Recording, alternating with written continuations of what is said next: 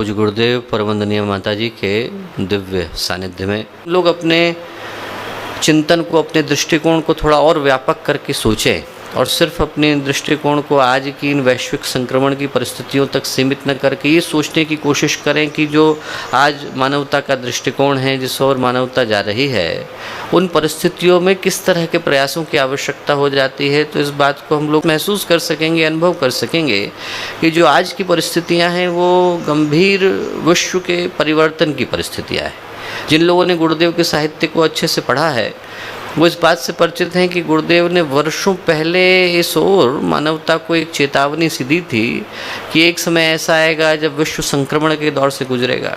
आज की परिस्थितियों को गुरुदेव ने युग समर की, महाभारत की परिस्थितियाँ, कुरुक्षेत्र की परिस्थितियाँ कह करके पुकारा, क्योंकि लगभग वैसी ही परिस्थितियाँ हैं। आज की जो घटनाएं घट रही हैं, आज जिस तरह व्यक्ति की मानसिकता है, जिस तरह का चिंतन है, जिस तरह का दृष्टिकोण है, वो उसी परिभाषा को सत्य ठहराता हुआ प्रतीत होता है। ऐसा लगता है कि जैसे महाभारत के समय में एक और सारी पैशाचिक प्रवृत्तियाँ, सारी पाश्विक ताकतें, सारी की सारी नकारात्मक शक्तियाँ, सारे के सारे दुर्जन दुष्ट एक तरफ आकर के एकत्रित हो गए थे। आज भी कुछ वैसी परिस्थितियाँ हैं। शुभ एक और है, अशुभ एक और है, प्रकाश एक और है, अंधकार एक और है।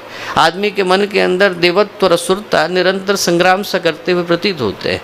जैसे दुर्गा सप्तशती के अंदर वर्णन आता है कि धूम्रलोचन जो है वो व्यक्ति की आंखों के ऊपर धुआं डाल करके उसके चिंतन को भ्रमित कर देता था, वैसे ही आज की परिस्थितियां हैं कि आज भी स्वार्थ और संकीर्णता का धुआं इंसान के मन के ऊपर इस कदर भर गया है कि आदमी अपने जीवन के उद्देश्य को भी भूल करके बैठा है, मानवता को भी भूल करके बैठा है, इंसानियत को भी भूल करके बैठा है।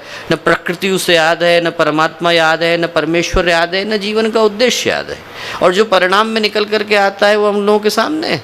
इंसान बाहर भी सुख और शांति को प्राप्त नहीं कर पाता और अंदर भी आदमी का मन इस कदर बेचैन है, इस कदर भटका हुआ है, इस कदर बिखरा हुआ है कि लगता है कि आदमी ज़िंदगी को बोझ की तरह से जी रहा है।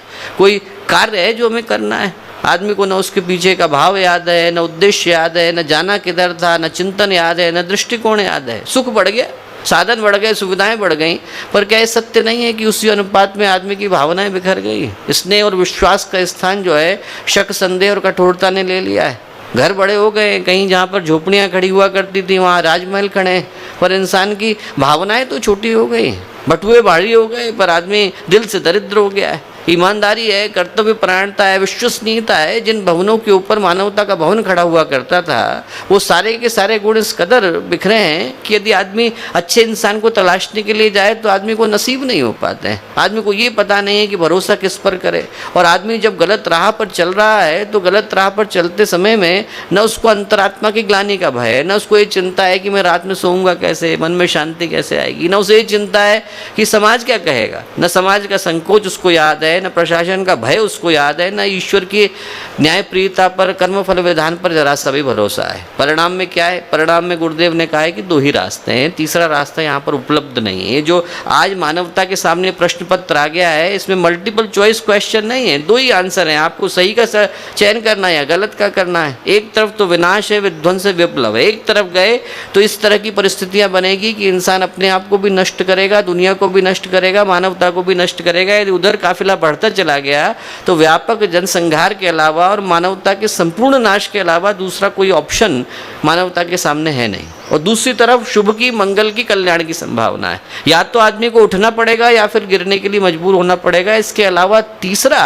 जो चयन है वो मानवता के सामने उपलब्ध नहीं है। और ऐसी परिस्थितियों में दोस्तों ये सोचना ज़रूरी हो जाता है कि आखिर ऐसी परिस्थितियाँ निकल करके क्यों आई। इनके निकलने के पीछे का कारण एक ही है, क्योंकि आज इंसान ने हर चीज़ को दौड़ में बदल दिया है। आज हर चीज़ दौड़ती हुई आ रही है। विकास है, दौड़ रहा है, ठीक बात है, पर महत्वाकांक्षाएं भी दौड़ रही हैं।